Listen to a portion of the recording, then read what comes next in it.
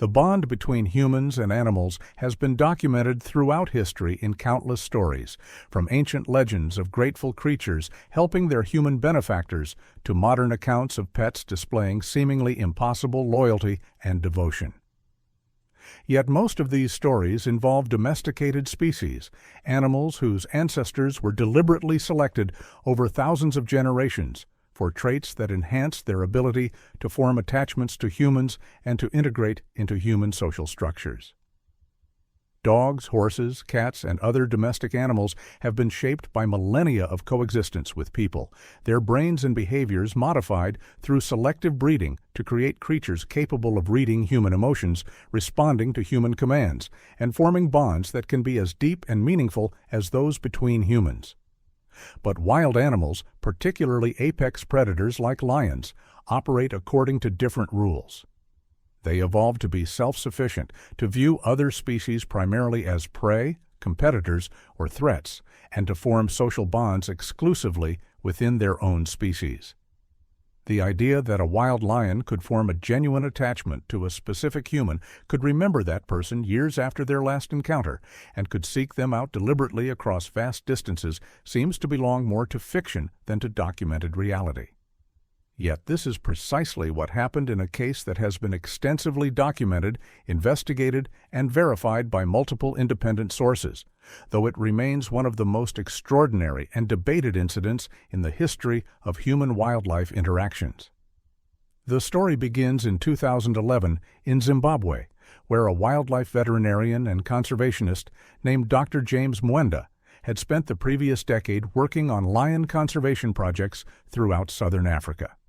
James was born and raised in Zimbabwe, had studied wildlife biology and veterinary medicine in South Africa, and had returned to his home country driven by a passion for protecting the lion populations that were facing increasing threats from habitat loss, human-wildlife conflict, and poaching.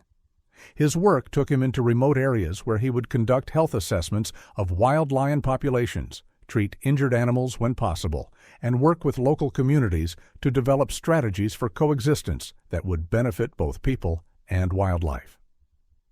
In the spring of that year, James received a report from a community living on the edge of Hwange National Park, one of Zimbabwe's largest wildlife reserves. Local residents had found a young male lion, approximately 18 months old, caught in a wire snare that poachers had set for other game. The snare had tightened around the lion's front left paw and had been there long enough to cause severe damage, cutting through skin and muscle and creating a wound that was infected and causing obvious suffering. The lion was too young to have developed his full strength and size, but he was already formidable enough to be extremely dangerous, particularly when injured and in pain. The community members, rather than killing the lion out of fear or retaliation for livestock losses, had contacted James, knowing his reputation for helping wildlife and hoping he could do something to save this young male. James drove out to the location immediately, bringing his field medical equipment and tranquilizer rifle. What he found when he arrived was heartbreaking.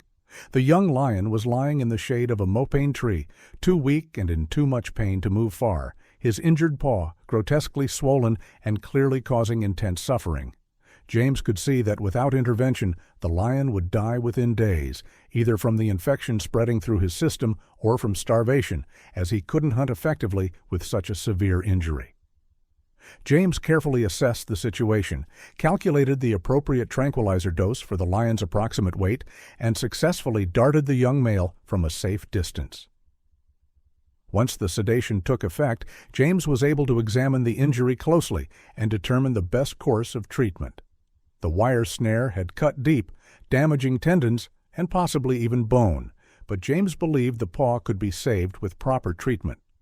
Working quickly and efficiently, he carefully removed the wire, meticulously cleaned the wound, debrided dead tissue, and administered powerful antibiotics and anti-inflammatory medications. He then carefully bandaged the injury, creating a protective covering that would keep the wound clean while allowing it to heal.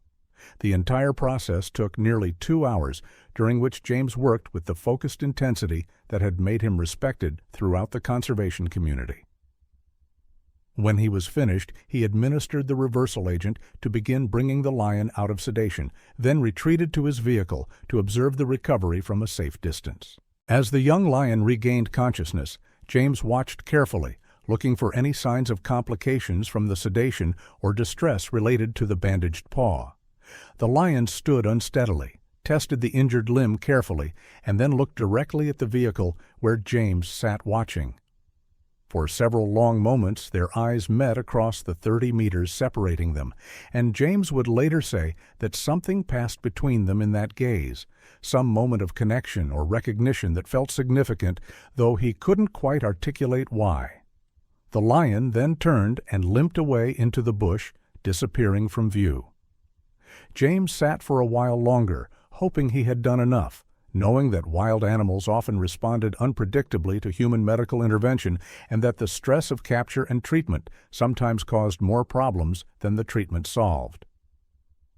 Over the following weeks, James returned to the area multiple times to check on the young lion's progress. He would search for tracks, look for signs of the distinctive bandage he had applied, and interview local community members about any lion sightings. On his third visit, approximately 2 weeks after the initial treatment, he spotted the young male at a distance. The lion appeared to be moving better, putting weight on the injured paw, and seemed to be in substantially better condition than during their first encounter. James was able to observe him for several hours, documenting his behavior and assessing his recovery from afar.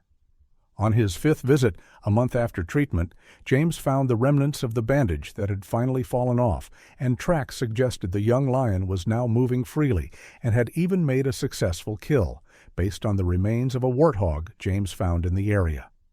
Satisfied that the lion had recovered and would survive, James eventually stopped his regular monitoring visits. He had other projects demanding his attention, other animals requiring his help, and the young male seemed healthy and capable of resuming his wild life. James noted the encounter in his detailed field journals, recorded the GPS coordinates and dates, and filed away the photographs and medical records he had created during the treatment. The young lion, whom James had never formally named in his records, simply noting him as juvenile male, wire snare injury, left forepaw, became one of dozens of successful treatment cases in James's extensive career. He thought of the lion occasionally when reviewing his files or when encountering similar snare injuries in other animals, but he had no expectation of ever seeing that specific individual again. Zimbabwe's wilderness was vast, lions were mobile, and the chances of encountering the same animal twice were minimal. 4 years passed. James continued his conservation work, experiencing both successes and frustrations as he navigated the complex challenges of protecting wildlife in a country facing economic difficulties and where human-wildlife conflict was an ongoing struggle. In early 2015, he was working in an area approximately 80 kilometers from where he had treated the young male lion 4 years earlier, conducting a population survey and health assessment of lions in a different section of Hwange National Park. He had established a temporary field camp consisting of a large tent for sleeping, a smaller shelter for equipment and supplies, and a basic kitchen area where he could prepare simple meals. The camp was in a remote location accessible only by four-wheel-drive vehicle, surrounded by dense mopane woodland and far from any human settlements. On the third night of this field session, James was awakened around 2 a.m. by sounds outside his tent. Living and working in the African bush had given him the ability to sleep lightly and to instantly assess sounds for potential threat. What he heard was unmistakably a large animal moving near the camp, and the particular quality of the sounds suggested a lion. This was not particularly alarming in itself, as lions occasionally passed through or near research camps, drawn by curiosity or by the scent of food. James's protocol in such situations was to remain quiet and still in his tent, as lions almost never attempted to enter human shelters and would typically move on after investigating. But these sounds were different. The lion was circling the camp repeatedly, pausing periodically to vocalize with low grunts and roars that didn't sound aggressive or territorial, but rather seemed almost communicative, as if the animal was trying to announce its presence. After nearly 30 minutes of this unusual behavior, James decided to investigate. He carefully unzipped his tent, turned on his powerful spotlight, and directed the beam toward where he could hear the lion moving. What he saw in that circle of light made his breath catch in his throat. Standing approximately 20 meters from his tent was a fully mature male lion, magnificent in his prime, with a dark, full mane that marked him as probably 5 or 6 years old. The lion was staring directly at the tent, showing no fear of the light or apparent intention of fleeing. Most remarkably, James could clearly see that the lion was injured, favoring his left front leg and holding it in a way that suggested significant pain or damage to the paw. The possibility that this could be the same lion he had treated 4 years earlier seemed absurdly unlikely. James's rational mind immediately began cataloging all the reasons why this couldn't be the case. There were many lions in the region, injuries to front paws were not uncommon, and the odds of the same individual traveling 80 kilometers to find him specifically were astronomical. Yet something about this lion's behavior struck James as extraordinary. The animal wasn't exhibiting normal wild lion responses to a human camp. He wasn't investigating for food, wasn't showing territoriality, and wasn't displaying the wariness that healthy wild lions typically demonstrated around human presence. Instead, he seemed focused, purposeful, and almost expectant, as if waiting for James to do something. James made a decision that he would later acknowledge was either inspired intuition or foolish recklessness. He called out to the lion, speaking in the same calm, gentle voice he had used 4 years earlier during the treatment. "Easy, boy, easy. Let me see what's wrong. I'm going to help if I can, but you need to let me approach safely." The lion's ears flicked forward at the sound of James's voice, and incredibly, the animal sat down, removing himself from an aggressive or threatening posture, and instead assuming a position that seemed to be waiting, watching. James slowly exited his tent, moving carefully and deliberately, keeping his spotlight trained on the lion, his phone in his other hand, ready to call for emergency assistance if the situation deteriorated. He approached to within 10 meters, close enough to get a better look at the lion's injured paw, using his spotlight and a pair of binoculars. What James saw in that magnified view sent a chill down his spine. On the lion's left front paw, clearly visible even at this distance, and in the artificial light, were distinctive scars in a pattern James recognized immediately. They matched precisely the location and configuration of the wire snare injury he had treated 4 years earlier. The pattern was unmistakable, unique as a fingerprint, and James had photographs in his records that he could compare against what he was seeing. This was the same lion. Against all probability, against every reasonable expectation, the young male he had saved from that wire snare had grown into this magnificent adult and had somehow found James's camp in a remote section of wilderness 80 kilometers from their original encounter. But the current injury wasn't the old snare wound. James could see that this was fresh trauma, probably inflicted within the past few days. It appeared to be a puncture wound, possibly from a fight with another male, or potentially from a large prey animal like a buffalo defending itself during a hunt. The injury wasn't as severe as the original snare damage, but it was clearly causing the lion pain and difficulty, and if left untreated, infection could develop and create serious problems. James stood in the darkness, his spotlight creating a bubble of illumination in the vast African night, facing this injured lion who had traveled an impossible distance to find him, and he felt a sense of awe mixed with responsibility. The lion had sought him out, had somehow remembered him across 4 years, and had navigated to his location for reasons that James's scientific training said should be impossible, but which the evidence before his eyes made undeniable. James spoke aloud, though whether to the lion or to himself or to the universe at large was unclear. "You came to me for help. You remembered. I don't know how, but you remembered."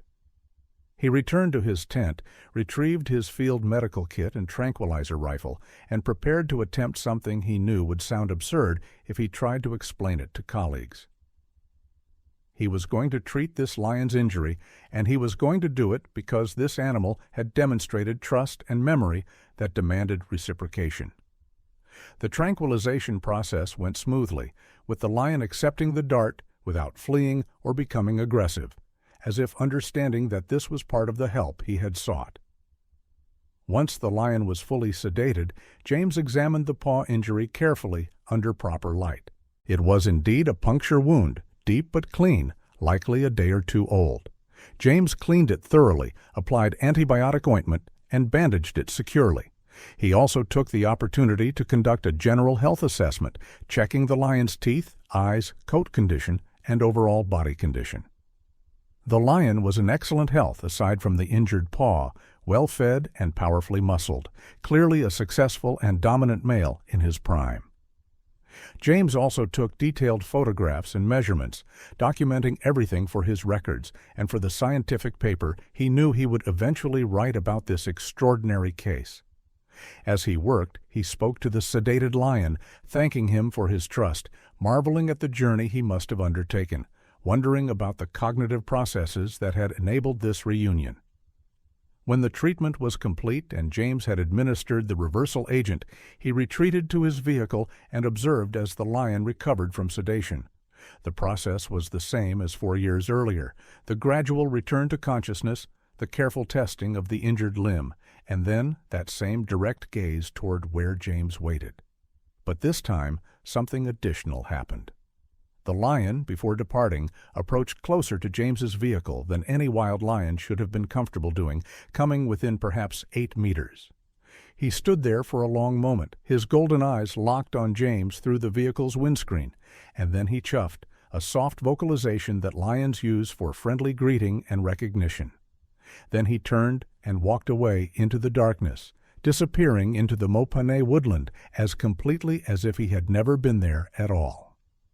James sat in his vehicle until dawn, too overwhelmed to sleep, his mind racing through the implications of what had just occurred. The scientific part of his brain was already analyzing the evidence, considering alternative explanations, anticipating the skepticism that this account would generate. Had the lion's arrival at his camp really been purposeful, or could it have been coincidence? Could the lion have been following James's scent from earlier in the day, tracking him to camp without any genuine recognition or memory? Could the behavior be explained through simpler mechanisms than the complex cognitive processes that genuine recognition and help-seeking would require? James considered all these possibilities carefully, as any good scientist should, but he also trusted his observations and his professional judgment. This had not been coincidence. The lion's behavior had been too specific, too purposeful, too clearly directed at seeking help from this particular human.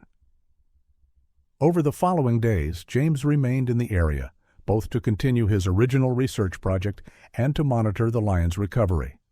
He spotted the male twice more from a distance, each time observing that he was moving better and appeared to be healing well. The lion never approached the camp again, having apparently received the help he needed and having no further reason to seek human contact. When James finally broke camp and returned to his base, he brought with him not just the data from his population survey, but also a story that would challenge his colleagues and contribute to ongoing debates about animal cognition and memory. He spent weeks reviewing his evidence before deciding to write a formal case report for publication in a wildlife veterinary journal, knowing that the account would be controversial, but believing that the documentation was solid enough to withstand scrutiny. The resulting paper, published several months later, included photographs of both treatment sessions, clearly showing the distinctive scar pattern that identified the lion, GPS coordinates demonstrating the 80-kilometer distance between the two locations, detailed field notes from both encounters, and careful analysis of the lion's behavior during the second meeting.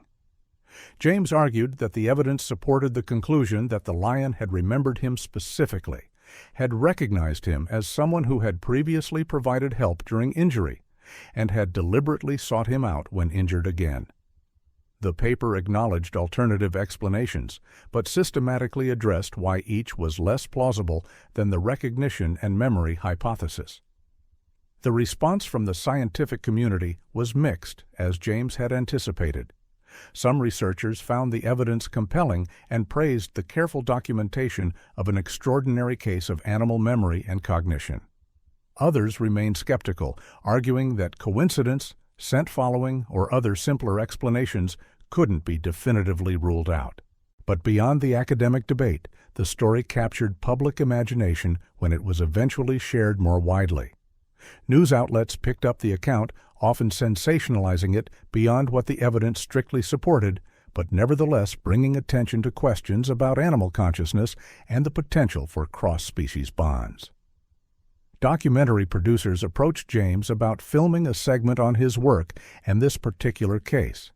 Conservation organizations used the story in their educational materials to illustrate the intelligence of lions and the importance of protecting these magnificent creatures. And for people around the world who heard the account of a lion walking 80 kilometers to find the one person who had helped him before, the story resonated on a deeply emotional level, touching something primal about our desire to connect with the natural world and our hope that kindness and compassion can transcend the boundaries between species. James continued his conservation work in Zimbabwe and throughout southern Africa, experiencing many more encounters with lions and other wildlife over his continuing career. But he never again experienced anything quite like those 2 meetings with the lion. He eventually began calling Simba in his personal notes, using the Swahili word for lion that had become famous through popular culture, but which held deeper meaning for James as a connection to African linguistic and cultural heritage. He occasionally wondered about Simba's fate, whether the lion had survived to old age or had fallen to the countless dangers that wild lions face. He hoped that the magnificent male had lived a long life, had sired many cubs, and had contributed his remarkable genetics to future generations of Zimbabwe's lions. Years later, when giving talks to students or community groups, James would often share the story of Simba, using it to illustrate several key points about wildlife conservation and animal cognition. First, he would emphasize the importance of treating each animal as an individual with its own history, personality, and capabilities, rather than as a generic representative of its species. Simba had demonstrated cognitive abilities that many lions might not possess or might not have opportunity to express, and recognizing that individual variation existed was crucial to understanding animal behavior.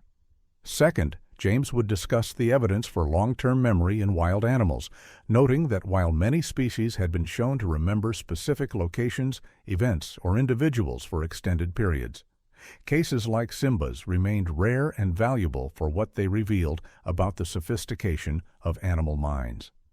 Third, and perhaps most importantly, James would talk about the ethical implications of his encounters with Simba. The lion's trust, his willingness to approach a human for help, and his apparent memory of previous positive interaction created a moral obligation that James felt deeply. That obligation extended beyond just the individual animal to encompass broader responsibilities toward wildlife conservation, habitat protection, and working to create a world where humans and wild animals could coexist in ways that benefited both. Simba's story was, in James's telling, a call to action for anyone who cared about wildlife, a reminder that these animals were not simply resources to be managed or threats to be controlled, but sentient beings with complex inner lives who deserved our respect and protection. The story also raised important questions about the nature of gratitude in animals. Had Simba truly felt something analogous to human gratitude for James's intervention 4 years earlier? Did his return, when injured again, represent genuine recognition that this specific human could help? Or was it a simpler association between this person's scent and previous pain relief? James acknowledged that we might never know with certainty what subjective experience Simba had during either encounter, but he argued that the behavior itself, regardless of the exact emotional or cognitive mechanisms driving it, demonstrated sophistication that warranted serious consideration and respect. Whether we called it gratitude, learned association, or simply practical problem-solving, Simba had shown the capacity to remember a specific beneficial interaction across 4 years, to apparently navigate to a new location where that helpful human could be found, and to seek help rather than avoiding humans as most wild lions would. These capabilities, by any name, were remarkable. The question of how Simba had found James's camp 80 kilometers from their original encounter remained one of the most fascinating aspects of the story. James had several theories based on his knowledge of lion behavior and capabilities. Lions have extraordinary olfactory abilities and can follow scent trails over considerable distances. It was possible that Simba had encountered James's scent during James's travel through the region in the days before the second meeting and had followed that scent to the camp. Lions also have good spatial memory and sense of geography within their home ranges, though 80 kilometers would typically exceed a single male's territory. Perhaps Simba had expanded his range in the years since their first meeting and had happened to be in the general area when he sustained his injury. Or perhaps the explanation was even more complex, involving some combination of scent detection, spatial memory, and problem-solving that we don't yet fully understand. What James knew with certainty was that Simba had arrived at his camp, injured and seeking help, and that this reunion across years and distance represented something profound about the relationship between humans and wildlife. It was a relationship that had potential for connection and mutual benefit, but one that required respect, knowledge, and ethical consideration from the human side.